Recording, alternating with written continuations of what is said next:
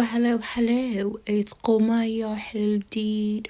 So I've been doing some reflecting lately, right? I've just been observing and watching. For the most part, men, yeah? And I'm looking and watching them, right? And I'm like, they can't be trusted with the world. They can't be trusted with leadership. They're not alright. They're not fucking alright. They're just like big babies. They're in a constant competition with each other, like unhealthy competition with each other. They're like worse than women. They always say, oh, it's women hate each other, women are jealous of each other. No, it's them.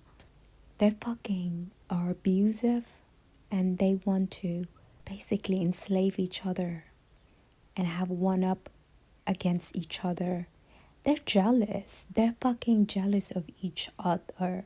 So this had me thinking back to the Araweloin female rulers of East Africa, on the powerful Araweloin matriarchs, right?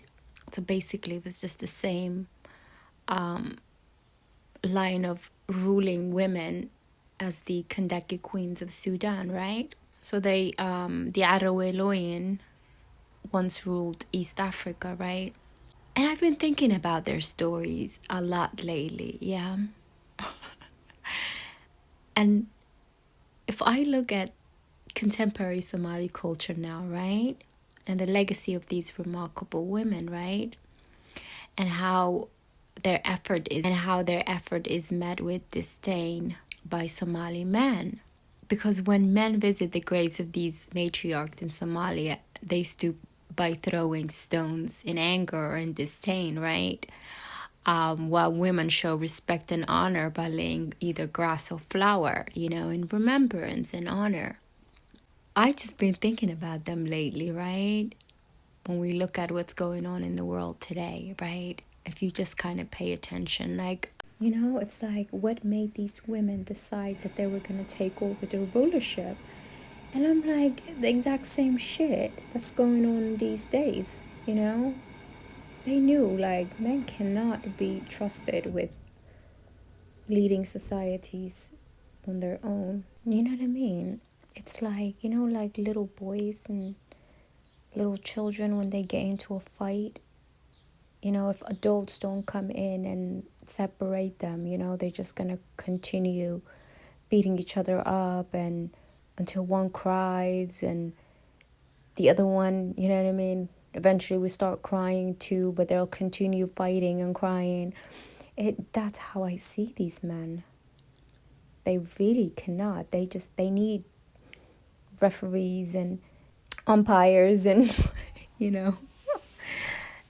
people to come in between them because they have they don't know how to resolve conflicts. They lack the intelligence to honestly and openly resolve conflicts for a long period of time. They lack that. They forget about it after a while.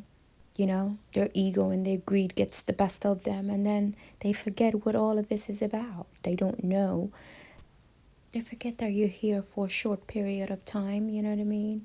And whatever fucking shit that you've done, what people call this karma bullshit, well, your children will pay for it. But these motherfuckers leave children behind without the consequences of their action, without thinking about the consequences of their action. And that's for most men, right? There's a small percentage of them that are good men, you know what I mean? But what is that if most of your sex is corrupt? Do you know what I mean? If most of your sex is wild, uncivilized, what are those few good men gonna do? Nothing. You know what I mean? They're outnumbered. That's why I have this photo of the Colosseum. They have turned everything into a big Colosseum. Do you know that? They just want to be entertained and beat each other up, kill each other, abuse each other, and fuck each other lately as well. Do you know what I mean? Because it's funny. The Araweloin, they were accused of creating eunuchs, This reminds me of Enoch. eunuchs, you know? They said they castrated men. Yeah, the Araweloin were accused of castrating men to serve in their courts. I know the story goes it was the Arabs and the Ottomans that did that. No, that's bullshit. Those are just another clowns that want to create hype for themselves.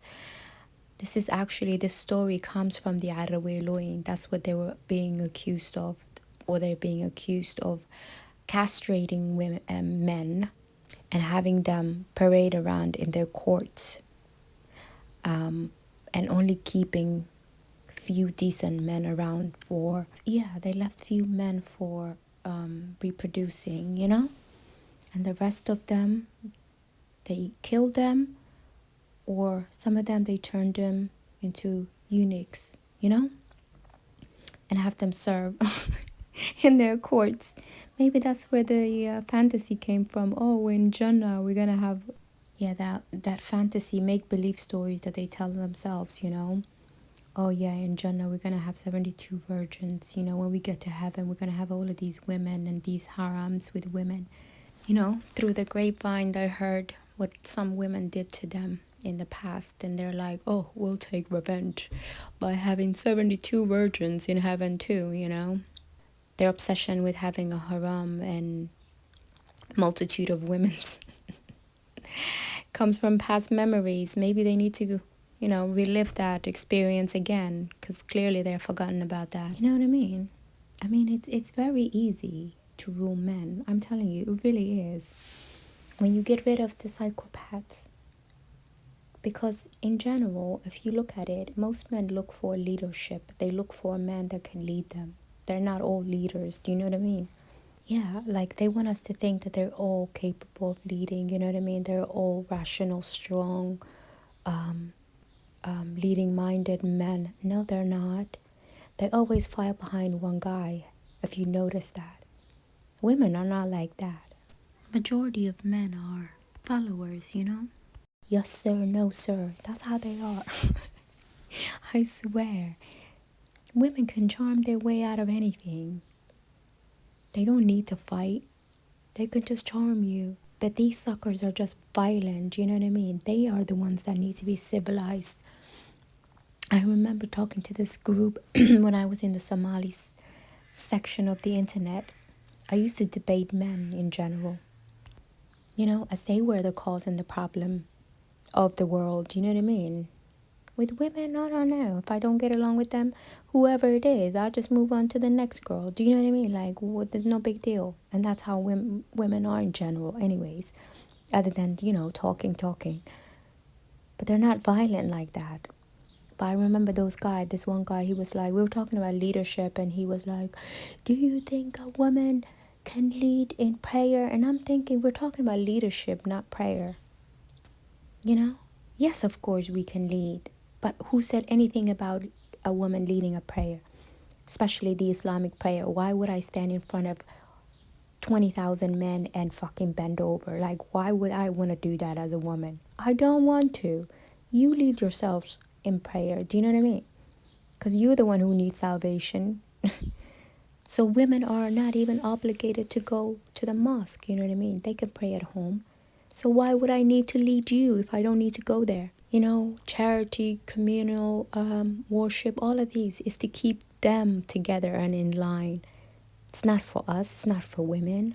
You know what I'm saying? They are in need of salvation.